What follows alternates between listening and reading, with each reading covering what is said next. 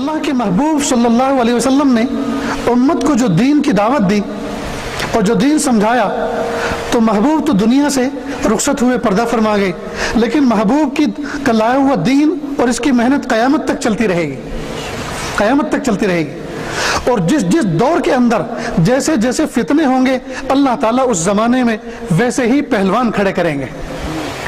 خواجہ معین الدین چشتی اجمیری رحمۃ اللہ علیہ کے زمانے میں جوگی لوگ، برہمن لوگ لوگوں کو کچھ چمتکار دکھا کر ان کے عقیدوں کو خراب کرنے میں لگے ہوئے تھے، اور کچھ ایسی چیزیں اور کچھ ایسے چمتکار دکھایا کرتے تھے جس کی وجہ سے لوگ ان کے معتقد ہو جایا کرتے تھے۔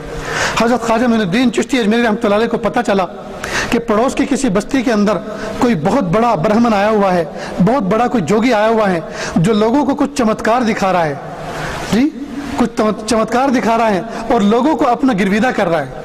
چنانچہ یہ اپنے کسی مرید کے ساتھ پہنچ گئے۔ جب بڑے بھرے مجمع کے اندر پہنچے تو اس وقت وہ جوگی ایک عجیب و غریب قسم کا فنکشن کر رہا تھا۔ دکھا کیا رہا تھا کہ زمین سے اس نے فلائنگ بھری، جیسے فلائٹ زمین سے چلتی ہے اور فضا میں اڑتی ہے، تو اس طرح سے اس نے اپنے آپ کو اس طرح سے اڑتے ہوئے دکھایا۔ جیسے اس نے یہ دکھایا تو زوردار مجمع میں تالی بجی کہ یہ تو بہت بڑی کرامت ہے، تو بہت بڑا چمتکار ہے۔ تو حضرت نے اپنے کھڑاؤں، اس زمانے میں لکڑی کی چپل ہوا کرتی تھی، جیسے آپ کے یہاں سے 15-20 سال پہلے دیہاتوں کے اندر شین پر چلنے کے لیے لکڑی کی جوتیاں ہوا کرتی تھی، چپلیں، جی کھیاؤ، اس کو اردو میں کھڑاؤ کہتے تھے، تو وہ پہنا کرتے تھے حضرت۔ تو حضرت نے اللہ تعالیٰ کی ذات پر نظر رکھتے ہوئے اس کو حکم دیا کہ جاؤ اور اس برہمن کے سر پہ لگو۔ چنانچہ سر پہ اس نے ضرب لگانی شروع کی اور وہ فلائٹ نیچے اتر گئی۔ اب لوگ تعجب کر گئے۔ اب یہ پنڈت سمجھ گیا کہ ضرور کوئی اس مجمع کے اندر مجھ سے بڑا پہلوان آ گیا ہے، تو اس نے چیلنج کیا، اگر کوئی آدمی مجھ سے بڑا آیا ہو، میں چیلنج کرتا ہوں، میرے پاس ایک گر اور ہے جو اس کو وہ چیلنج نہیں کر سکتا، اس کو رد نہیں کر سکتا۔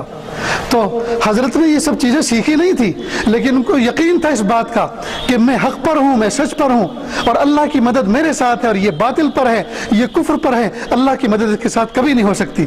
لہٰذا چیلنج کو انہوں نے پک کر لیا، اٹھا لیا، اور فوراً کھڑے ہوئے اور کہا اچھا آپ ہیں جو میرے چمتکار کو رد کر رہے ہیں؟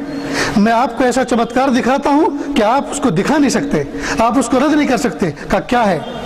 کہ ایک پیالے پانی کے اندر میں اپنے پورے کے پورے جسم کو غرق کر سکتا ہوں، ایک پیالے پانی کے اندر، اور اس پیالے میں ذرہ برابر اضافہ نہیں ہوگا، پانی اتنا کہ اتنا ہی رہے گا، اور تھوڑی دیر کے بعد اپنے آپ کو پھر سے ظاہر کر سکتا ہوں۔ تو کہا آپ یہ کر سکتے ہیں، میں بھی کر سکتا ہوں۔ اللہ اکبر۔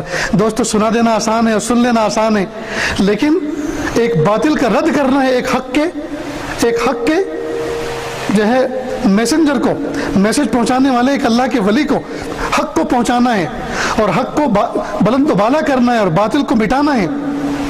چیلنج قبول کر لیا اور کہا ایک پیالے نہیں 2 پیالے منگائے۔ چنانچہ 2 پیالے منگائے گئے، اور سارے کے سارے لوگ حیران، جو اہل ایمان تھے وہ بھی حیران کہ دیکھیں آج کیا ہونے والا ہے۔ پھر حضرت نے کہا گروجی سنو ایک بات، آپ اپنی قوم کے 2 آدمیوں کو کھڑا کریں مجمع میں سے، اور جس وقت ہم اس پانی کے اندر دونوں ڈوب جائیں، غرق ہو جائیں، دونوں 2 رومال لیں کپڑے کے، دونوں الگ الگ پیالوں کے اندر ان رومالوں کو ڈبو کے رکھ لیں، اور ان سے جو پوچھا جائے ان سے وعدہ لو اپنے مذہب کے اعتبار سے وہ سچ بولیں، سچ کے سوا کچھ نہ بولیں۔ چنانچہ بات طے ہو گئی۔ گرو نے کہا کہ ڈوبو آپ پانی میں، کہ نہیں، جیسے آپ ڈوبیں گے ویسے ڈوب کے دکھاؤں گا، پہلے آپ ڈوبیے، چیلنج آپ نے کیا ہے، میں کسی اور انداز سے ڈوب کے دکھاؤں گا تو آپ کہیں گے نہیں میں دوسرے انداز سے ڈوبتا ہوں، پہلے آپ ڈوبے، چیلنج آپ نے کیا ہے۔ چنانچہ اس نے اپنے پیر کا ایک ناخن ڈالا، کھڑا ہوا، پیارے میں ڈالنا شروع کیا، اور جیسے کینڈل موم بتی پگھلتی ہے اس طرح سے اس کا وجود پانی کے اندر ڈوبنا شروع ہوا اور ایک دم سے غائب ہو گیا۔ اللہ اکبر کبیرہ۔ زوردار تالی بجی مجمع میں۔ حضرت نے اللہ کی ذات پہ نظر رکھی اور اللہ سے مدد مانگی، انہوں نے پیر کا ناخن ڈالا، پیر کا انگوٹھا ڈالا، اور وہ بھی سیم اسی اسٹائل میں غرق ہو گئے جس طرح سے وہ برہمن پنڈت جو ہے اس میں غرق ہوا تھا، اور زوردار مجمع میں تالی بجی۔ تھوڑی دیر کے بعد دونوں پھر سے نمودار ہوئے، اور دونوں بندوں نے وہ کپڑے کے رومال بھگو کے رکھ لیے۔ پھر حضرت نے کہا ان دونوں سے کہو سونگیں، تو تو ان دونوں نے سونگا کہ سچ بتاؤ، آپ نے وعدہ کیا تھا کہ جو بولیں گے سچ بولیں گے، دونوں کے اندر اسمیل کس طرح کی ہے؟ تو کہا ایک میں بیڈ اسمیل ہے، بدبو آ رہی ہے، اور ایک میں خوشبو آ رہی ہے۔ کہ سچ بتاؤ خوشبو کس میں ہے اور بدبو کس میں ہے؟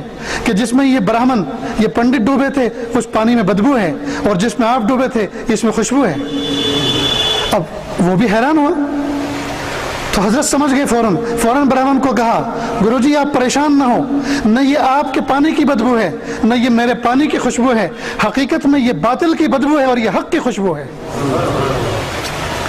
بس اسی وقت ہاتھ جوڑ کے کھڑا ہو گیا اور کہنے لگا اگر دین اس کا نام ہے، اگر اسلام اس کا نام ہے، میں نے اتنی تپسیا کی، میں نے اتنے مجاہدے کیے، پہاڑوں پہ رہا، گفاؤں میں رہا، اور اگر مجھے یہ کمال ملا کہ میرا پانی بدبودار ہے تو یہ کیا کمال ملا، مجھے بھی وہ خوشبودار پانی بنا دیجئے جو آپ بنے ہیں، جیسا آپ کہیں گے میں وہ کرنے کے لیے تیار ہوں۔ اسی وقت پورا کا پورا مجمع اس گرو کے ساتھ اسلام میں داخل ہو گیا۔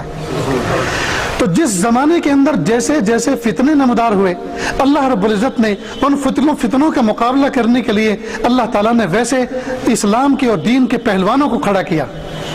آج کے اس دور کے اندر اللہ رب العزت نے زبان سے جواب دینے والوں کو زبان سے جواب دینے والے بتائے۔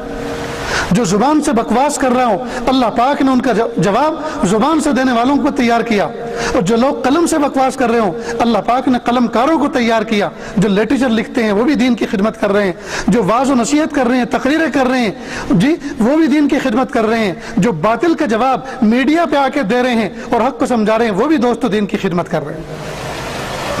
غرض یہ کہ ضرورت اس بات کی ہے کہ حق کو سمجھیں، حق پر جمیں، حق پر اٹل رہیں، باطل کو سمجھیں، باطل سے بچنے کی تدبیریں ڈھونڈیں، اور باطل سے اپنی امت کو اور قوم کو بچانے کی کوشش کریں۔